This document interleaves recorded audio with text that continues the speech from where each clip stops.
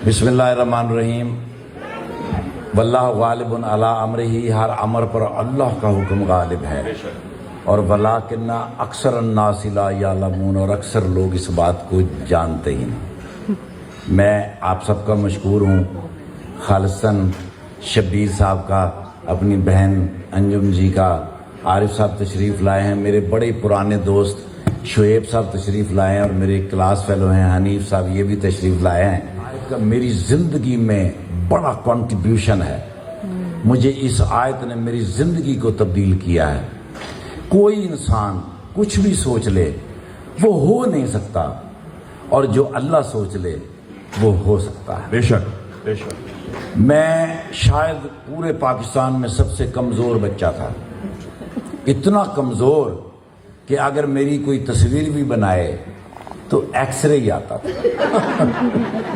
लेकिन माएँ जो होती हैं ना जी, उनकी बड़ी ख्वाहिशात। मेरी माँ की ख्वाहिश थी कि मैं आर्मी ज्वाइन करूं, मैं जर्नल बनूं। अच्छा हुआ सर नहीं बने। देखो ना, अल्लाह मेहरबान था, वरना तो यहाँ से बहुत सारे लोग मेरी फेसबुक पर मुझे दुआएं लिख रहे होते, दुआएं बल्कि निकाल रहे होते। मेरी माँ को बड़ा शौक था कि मेरा बच्चा जो है ना जी, ये कमांडर बने, ये बॉर्डर के ऊपर खड़ा हो, लेकिन सेहत इजाज़त नहीं देती थी, क्योंकि बिल्कुल कोई भी बंदा मेरी चांपें गिन सकता था।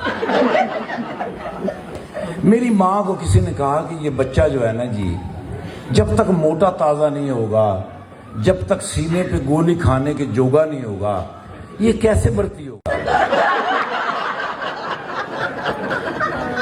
अब वो हर हफ्ते की रूटीन थी, हर हफ्ते एक बोतल लग रही है, लेकिन मुझे नहीं लग रहा था कि कोई फर्क पड़ रहा है। मैंने अपने किसी दोस्त से मशवरा किया, मैंने कहा क्या करूं मैं अपनी माँ की ख्वाहिश पूरी कर दूं। उसने कहा स्विमिंग किया करो, ये फुल बॉडी एक्सरसाइज है। मैं कहा यार पानी बहुत गहरा होता है। वो कहने लगा भाई कर लो स्विमिंग, लकड़ी भी कभी डूबी है, तैरते ही रहोगे, फट्टी की तरह तो तुम हो।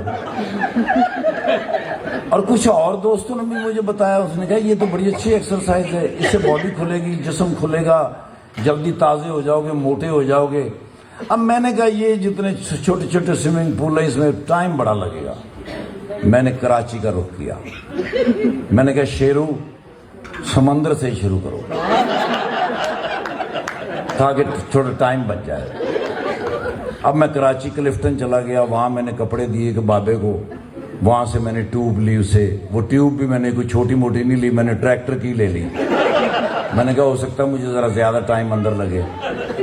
अब अल्लाह का कानून ये है कि जब सुबह फजर की अजान होती है तो समंदर की लहरें बाहर को आने लगती हैं, और जब मगरिब की अजान होती है तो समंदर की लहरें अंदर को जाना शुरू हो जाती हैं। और आपका शेरू गया ही मगरिब के टाइम पे।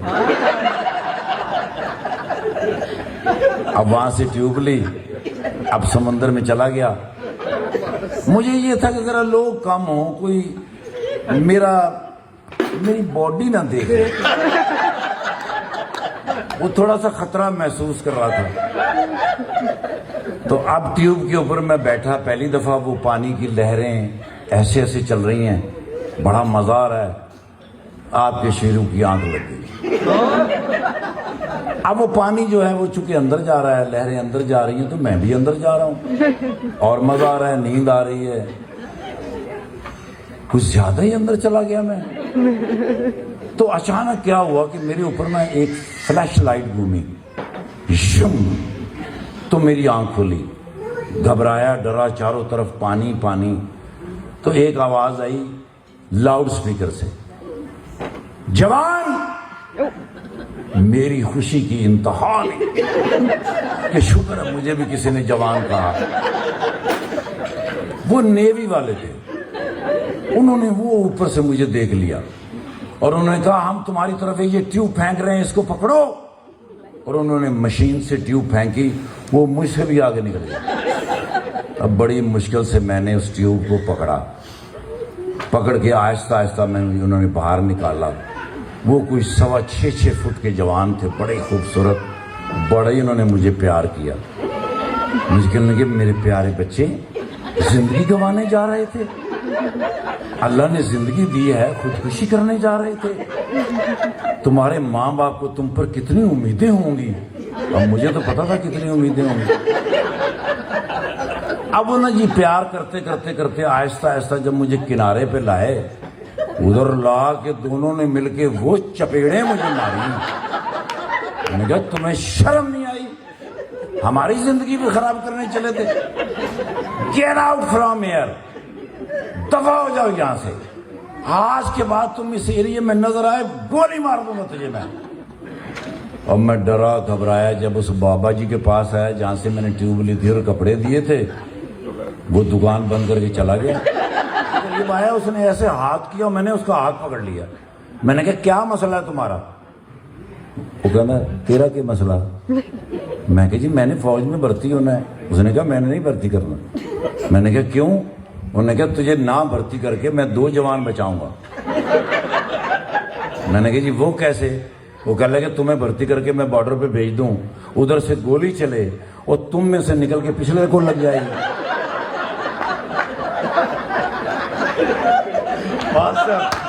اس نے کہ 1.25 گھنٹے گالیاں دی.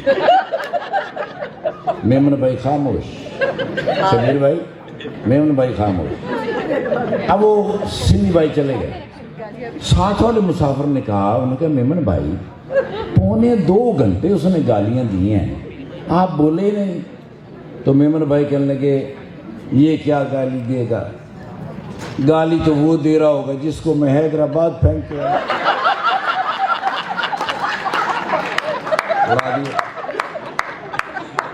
میرا جو پروگرام ہے میرا جو پروگرام ہے وہ کیونکہ پولیٹیشین بیس ہے, وہاں پولیٹیشین آتے ہیں. اب ہمیں نا جی ان کی ہسٹری پتہ ہوتی ہے, ہمیں یہ بھی پتہ ہوتا ہے کہ اس کے خاندان میں کون سا بندہ سیاست میں آیا تھا, ان کے پاس کتنے پیسے تھے, اب کتنے پیسے ہیں. لہٰذا وہ نا سب سے پہلے کوئی بھی پولیٹیشین آئے گا نا تو وہ اسسٹنٹ سے کہے گا اے ٹھاکر صاحب نے ملاقات ہو سکتی ہے 2 منٹ, کیونکہ وہ انہوں نے یہ کہنا ہوتا ہے کہ اللہ تو بات سی, کیونکہ ان کو پتہ ہے کہ ہم کیا کرتے ہیں اور ان کو بھی پتہ ہے. اور بڑے بڑے پولیٹیشین, بڑے بڑے مزیدار پولیٹیشین, راجہ ریاض صاحب فیصل آباد کی 112 بھینسیں ہیں, اب ان کے سر پہ بال نہیں. اب میری جیسے ہی نظر پڑی, میں کہ خواجہ صاحب ماشاءاللہ مبارک ہوئے. میں کہ آپ کے سر پہ اب کوئی ذمہ داری تو رہی نہیں.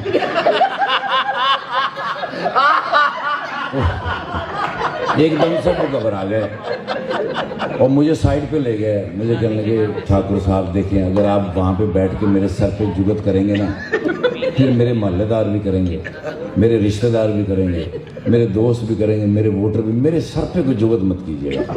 میں کہ بھائی جان آپ کے پاس 112 بھینسیں ہیں, 2 بھینسیں بیچیں, ترکی جائیں,